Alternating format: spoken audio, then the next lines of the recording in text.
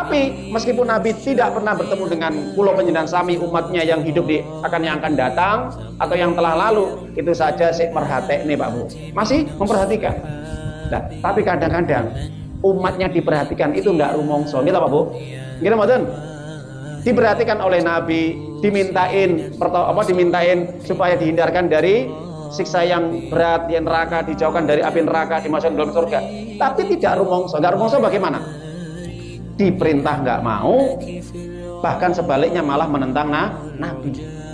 Ada yang sampai nyun saya Pak Buge mengolok-olok Nabi, menghina Nabi, mencaci maki syariat yang dibawa oleh Nabi, merendahkan sunnah-sunnah Nabi, mencemooh hadis-hadis Nabi. Lah ini apa nggak keterlaluan Pak Bu? Bayangkan. Nabi aja berusaha kalau bisa umatnya nanti masuk surga semua. Tapi kadang-kadang umatnya nggak rumongso, diperhatikan oleh Nabi, bahkan sebaliknya malah ngelunjak durhaka kepada Nabi.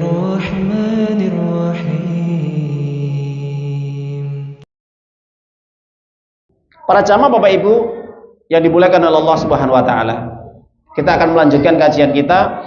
Kemarin sudah kita bahas tentang syafaat yang akan diberikan oleh Allah kepada orang yang meninggal dunia disebabkan karena sholatnya orang-orang yang masih hidup. Ini sudah kita tuntaskan, kita jelaskan hadis-hadisnya. Sekarang kita akan sedikit bahas tentang perihal tentang syafaat itu sendiri. Para jamaah Bapak Ibu yang dimuliakan oleh Allah Subhanahu wa taala, kalau kita membuka kitab-kitab para ulama, baik ulama klasik ataupun ulama sekarang, baik perkataan Imam Nawawi, baik juga perkataan daripada Syekh Shalih Utsaimin, ulama sekarang ini ya, bahwa pada intinya syafaat itu sendiri adalah merupakan permohonan pertolongan bagi orang yang dimintai untuk orang yang memintanya, atau perantara bagi yang lain untuk mendatangkan manfaat dan menolak madarat, atau permohonan pertolongan kepada orang yang memiliki derajat yang lebih tinggi untuk diberikan kepada orang yang derajatnya lebih rendah. Itu namanya syafaat. Makanya dikatakan syafi'a yasfa'u syafa'atan atau asfu ya, asfu ya. Jadi apa itu? Genap, menggenapkan, atau di situ adalah itu perantara atau berjodoh. Ya. Para jamaah Bapak Ibu yang dimuliakan oleh Allah Taala, pada dasarnya syafaat itu dibagi menjadi dua. Ada syafaat secara umum dan syafaat secara khusus. Adapun secara umum, para jamaah Bapak Ibu, yaitu syafaat yang dimana ini merupakan dimiliki oleh secara umum, baik itu Nabi Muhammad Sallallahu Alaihi Wasallam, para nabi, para malaikat, orang-orang mukmin, orang-orang soleh, yang nantinya akan berguna bermanfaat kepada orang yang diberikan syafaat. Ini syafaat umum Pak Uge. Jadi siapapun bisa memiliki nanti pada hari kiamat, baik Nabi Sallallahu Alaihi Wasallam sendiri, baik para nabi, para rasul, orang-orang soleh dari kalangan orang mukmin, itu nanti akan bisa memberikan syafaat kepada orang-orang yang disyafaatinya. Itu yang pertama. Yang kedua, syafaat secara khusus. Syafaat secara khusus ini adalah syafaatnya Nabi Shallallahu Alaihi Wasallam. Nah, syafaat Nabi ini ada pembagian, ada tiga. Syafaat al-utma, syafaat yang paling agung. Ini syafaat milik Nabi ya. Nabi kita ini Masya Allah diberi oleh Allah itu syafaat yang luar biasa Pak Bu. Ilane yang sewu, perbanyak kita untuk sholawat kepada Nabi, terutama pada hari Jumat. Kita jenengan pulau niki mau Jumatan, hari Jumat ini banyak nggak sholawat. Makanya hari Jumat ini perbanyak sholawat loh nggih. Jelaskan dalam hadis sahih, aksiru alaiha sholatan. Perbanyaklah engkau sholawat kepadaku yaumul Jum'ah, pada hari Jumat. Kenapa? Karena hari Jumat hari yang berkah, hari yang mulia, hari yang paling agung, Sayyidul Ayyam ya, pimpinannya hari-hari yang lain. Nah ini kalau kita nggak manfaatkan untuk sholawat rugi Pak. Dan yang kedua, selain hari Jumat, perbanyaklah kita menyebut Nabi ya, di waktu-waktu manapun ya, dalam kondisi apapun, sakit, sehat, tidak hanya zikir tapi sholawat juga Pak. Ya. Yang ketiga, hendaknya kita ucapkan sholawat tatkala kita mendengar orang menyebut Nabi. Menyebut Nabi, seperti saya menyampaikan datang penjenengan, ya, Nabi kita Muhammad sallallahu alaihi wasallam. Jenengan bisa Allahumma sholli ala Muhammad atau sallallahu ala Muhammad. Nah itu. Kenapa? Rasulullah mengatakan dalam hadis Imam Bukhari Muslim, man shalla alayya salatan sallallahu bihi ashran.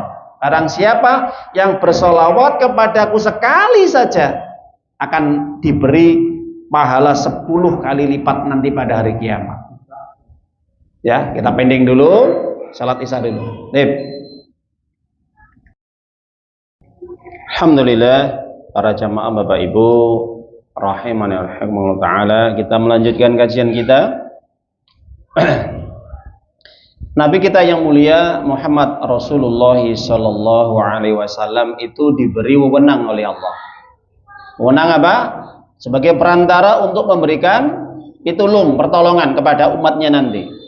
Maka dari sini kalau kita kembali kepada pernyataan para ulama bahwa syafaat Nabi ini kurang lebih ada beberapa syafaat yang telah direkomendasikan oleh Allah kepada beliau. Yang pertama yaitu syafaat Nabi yang dimana di sini diberikan untuk menenangkan situasi dan mempercepat hisab, yang dimana ketika seluruh umat nanti umatnya itu berdiri di tanah lapang atau padang mahsyar pada hari kiamat. Nah ini dijelaskan di dalam riwayat yang panjang sekali, hadisnya sahih ya. Ketika manusia nanti dibangkitkan dari alam kubur, kemudian mereka digiring ke padang mahsyar, mereka berkumpul di situ. Nah, saat itu manusia kok tidak langsung dihisap, enggak Pak Bu? Nunggu lama sekali. Ya, inilah proses yang paling menegangkan, ya, mencekam, cemas, takut, lan sak piturute wis. Nanti pada hari kiamat kita akan merasakan nanti di padang mahsyar nih nanti menunggu keputusan Allah, datangnya ya Allah untuk mengadili seluruh manusia. Nah, maka saat itu umatnya Nabi Shallallahu Alaihi Wasallam ini datang kepada Nabi Adam Alaihissalam, datang kepada Adam, maka saat itulah meminta kepada Adam supaya untuk memohon kepada Allah supaya dipercepat ya untuk hisab mereka, sekaligus mereka memohon untuk diberikan syafaat. Maka Nabi Adam Alaihissalam menolak, jangan, saya tidak berhak untuk memberikan syafaat pada kalian karena saya telah melakukan perbuatan kesalahan yang menyebabkan aku dikeluarkan dari surga. Saat itulah kemudian Nabi Adam menunjuk kepada Nabi Ibrahim alaihissalam, itu loh, bapaknya para nabi. Ya. Abul Anbiya, Abaul Rasul, bapaknya para rasul, para nabi, Khalilullah.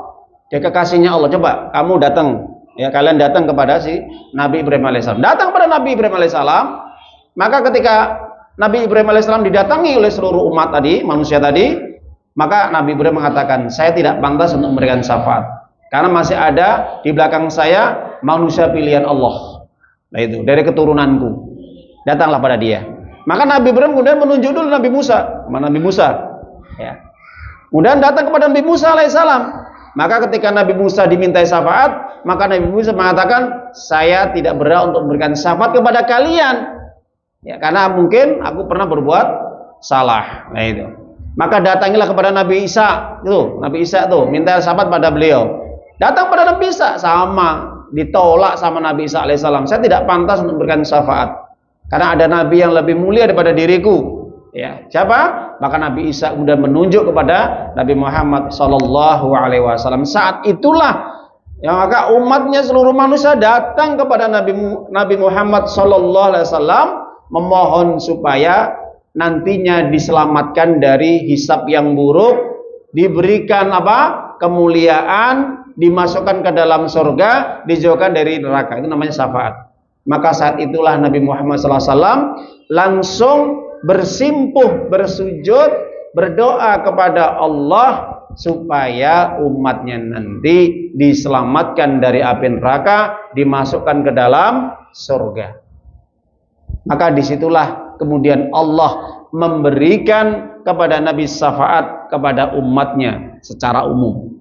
Ya, baik yang belum pernah bertemu atau yang sudah pernah ketemu pada zaman beliau. Bayangkan Pak Bu, Nabi aja loh nggih, yang dimana ketika saat itu dia diberi wewenang untuk diberi syafaat untuk umatnya, itu aja kalau bisa seluruh umatnya masuk surga, dijauhkan dari api neraka.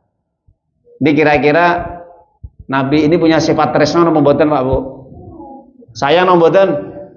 Sayang, tresno kepada kula panjenengan sami, senajan kita nggak pernah bertemu seperti apa wajahnya Nabi itu seperti apa, hanya kita tahu berdasarkan dari penjelasan hadis perkataan Nabi, ya.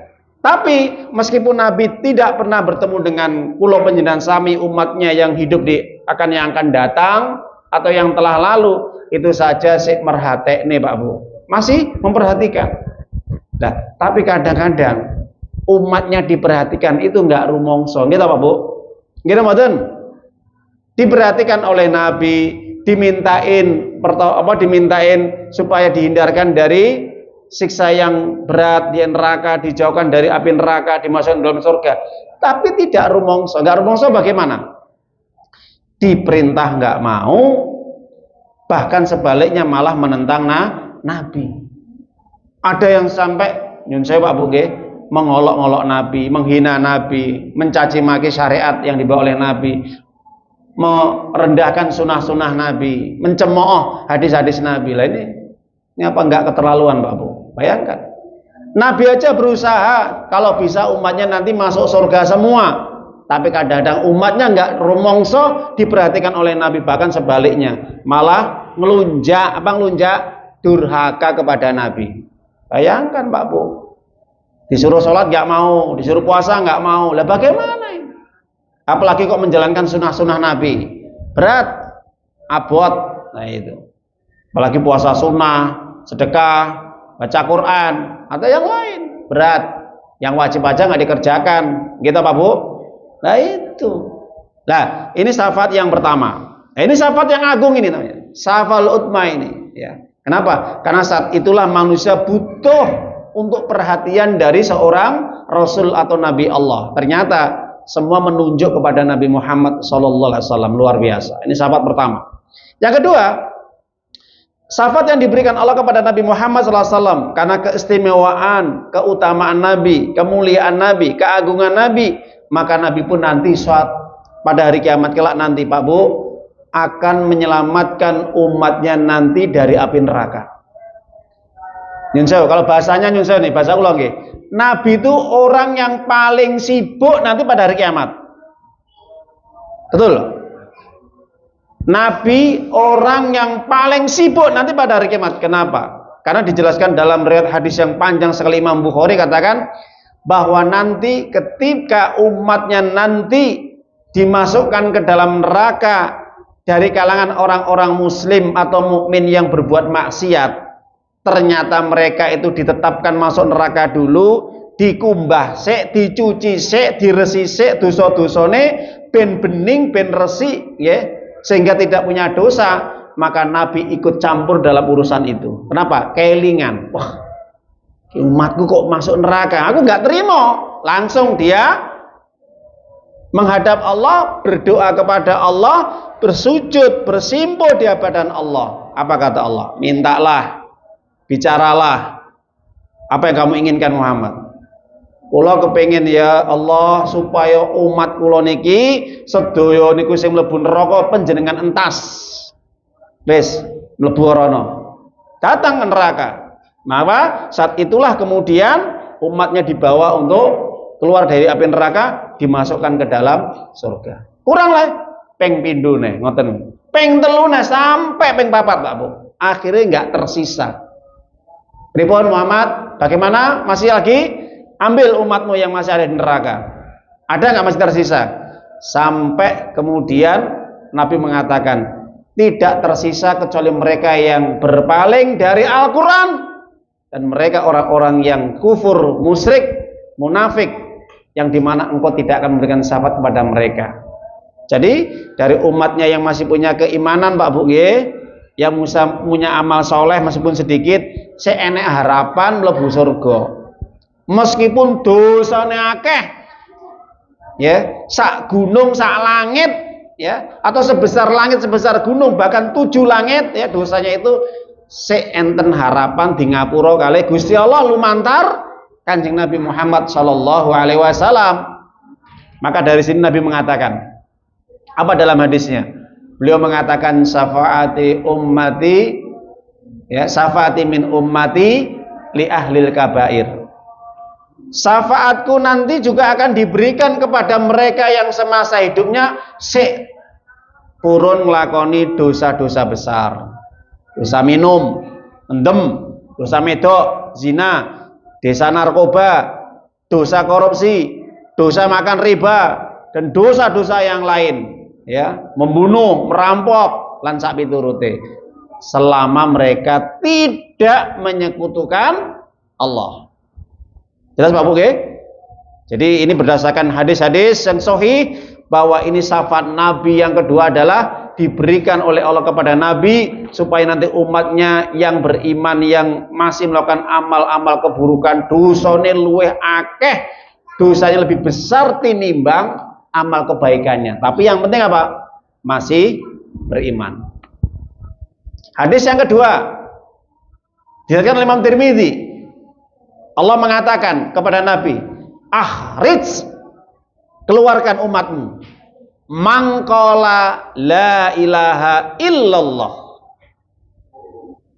Keluarkan umatmu yen se enek nang atine utai nang jiwanya itu kalimat la ilaha illallah. Apa? Keimanan. Nah, jadi keluar Pak Bu. Keluarkan. Wes tokno kabeh. Meskipun masih ada di situ apa? Keimanan, keluarkan. Ya. Jadi keluarkan Pak Bu, oleh Kanjeng Nabi ditokne, ayo metu neraka ayo. Sampai selamat. Nah itu, Masya Allah. Tresna apa mboten Pak Bu? Tresno, ditresnani Kanjeng Nabi lho nggih. Sek kelingan Pak Bu, Masya Allah ya. Nah, itu. Kersa panjenengan? Kersa mlebu neraka? Ya nggak mungkin masuk neraka. Nggak ada yang ingin masuk neraka, ya. Meskipun tetap ada harapan nanti dengan izin Allah syafaat dari Nabi mereka akan keluar dari api neraka.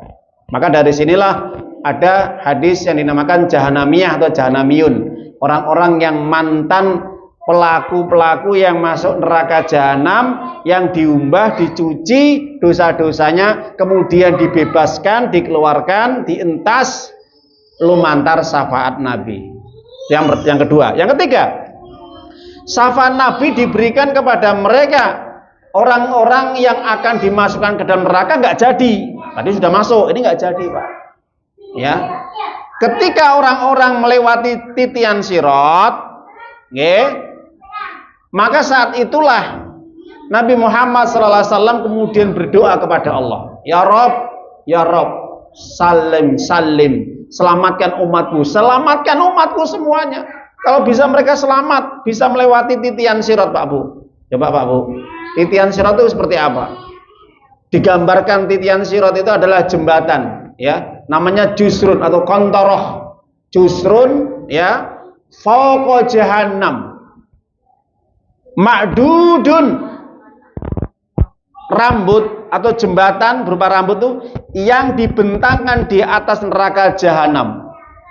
Ya, jadi di atas neraka jahanam. Ya, itu seperti rambut itu Pak Bu. Tipis sekali. Ya. Itu barang yang gaib, yang penting kita hanya mengimani saja, tapi gambarannya jembatan itu bayangkan Pak Bu, nggak kena di akal dengan akal kita hari ini. Nanti akan kita tahu waktu di akhirat kelak. Ya, cuman gambarannya seperti itu dalam hadis-hadis Nabi yang sahih. Jadi jusrun madudun fauqa jahannam. Sirat itu adalah jembatan yang dibentangkan di atas neraka jahanam, niku kecilnya seperti rambut. Tipis sekali.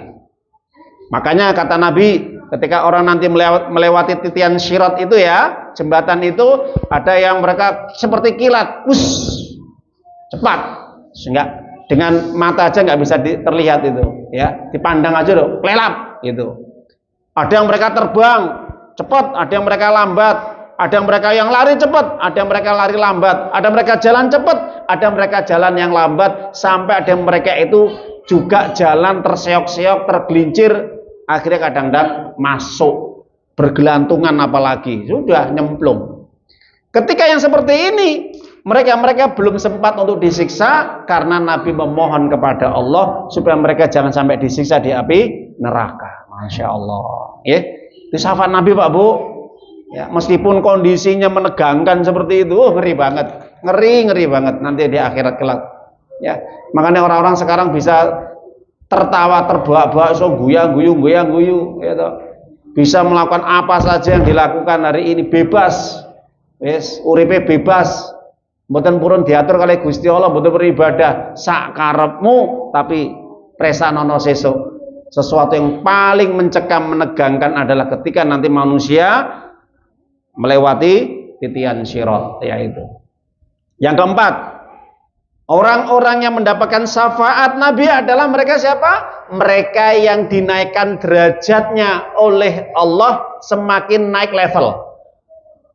Itu juga nanti berkat syafaat Nabi, Bu. Misalkan ada orang mukmin, dia amalannya itu biasa-biasa saja dalam ibadahnya. Maka suatu saat nanti pada hari kiamat, dengan permohonan Nabi, ya, dengan lumantar syafaat Nabi, maka orang-orang mukmin yang mereka mendapatkan level yang rendah nanti, insya Allah bisa meningkat derajat level yang tinggi. Kenapa? Karena doa dari Nabi. Misalkan derajat, ya, dari surga Firdaus yang derajatnya mungkin paling bawah, nanti Nabi ketika berdoa kepada Allah supaya dinaikkan derajatnya atau amalannya bisa semakin betul-betul dia mulia, derajatnya naik, levelnya naik, itu karena doa Nabi. Akhirnya apa? Sing biasanya surga paling ngisor munggah neh. Gitu. Orang seperti ini adalah orang apa? Orang-orang yang sebagian ulama ahli hadis mengatakan mereka tidak pernah melakukan perbuatan bid'ah, kesesatan, hal-hal yang menyimpang dari sunnah. Itu masih ada bonus dari Nabi, Pak Bu. Jelas ya? Makanya para jamaah Bapak Ibu yang dimulakan oleh Allah Subhanahu wa taala, orang hidup itu yang penting satu, ora sah neko-neko, gaya ukara, sing penting ibadah kuwi manut nurut apa sing dipun doaken dening Kanjeng Nabi. Cukup. Enak kok. Makanya Nabi mengatakan, apa kata Nabi? Ambillah sunnahku. Ya. Ambillah sunnahku. Untuk ani mana sikakum. Ambillah segala ibadah hajiku. Salatlah seperti diriku, seperti aku yang contohkan. Sallu kama ra'aitumuni usolli. Ya. Makanya dalam segala ibadah apapun kita harus mengikuti Nabi. Wis to Pak Bu, awake dhewe lek nderek Kanjeng Nabi insyaallah apapun yang kita lakukan insyaallah ora bakal kemput. Ya, tidak akan pernah bisa kita menyelesaikan semua ibadah yang kita lakukan kalau kita mencontoh Nabi. Saking banyaknya sunah-sunah Nabi gitu. Jadi nggak usahlah kita meramu-ramu atau miderek mengikuti ibadah-ibadah yang di situ tidak ada tuntunannya, petunjuknya, contohnya dari Nabi. Ya, insyaallah aman, Pak Bu. Seandainya kita nanti masuk surga dengan izin Allah, maka Nabi langsung minta kepada Allah, saking tresnanya kepada umatnya, lek iso munggah derajat, unggahno ya Allah. Minta kepada Allah, akhirnya dinaikkan level, Pak Bu. Kenapa? Karena seumur hidup kita nggak neko-neko. Cukup satu sunnah, dua sunnah mampu kita kerjakan. Ya sudah, insya Allah kita akan bisa memberikan manfaat yang besar. Ya, nah itu yang disampaikan oleh para ulama tentang syafaat yang diberikan Allah kepada Nabi, kepada hambanya, hamba Allah, umatnya Nabi, yang mereka insya Allah mendapatkan kemuliaan dari Allah Subhanahu wa taala. Mudah-mudahan kita yang hadir di sini termasuk kelompok orang-orang golongan yang nanti akan mendapatkan syafaat Nabi, dan mudah-mudahan mendapatkan kemuliaan, bahkan mendapatkan derajat yang tinggi di sisi Allah Subhanahu wa taala. Amin ya rabbal alamin ya. Itu saja kurang lebihnya kita sampaikan. Kita tutup dulu, nanti kalau ada pertanyaan monggo. Kita akhiri dengan bacaan hamdalah. Alhamdulillahirabbil alamin. Subhanaka Allahumma wa bihamdika asyhadu an la ilaha illa anta astaghfiruka wa atubu ilaik. Assalamualaikum warahmatullahi wabarakatuh.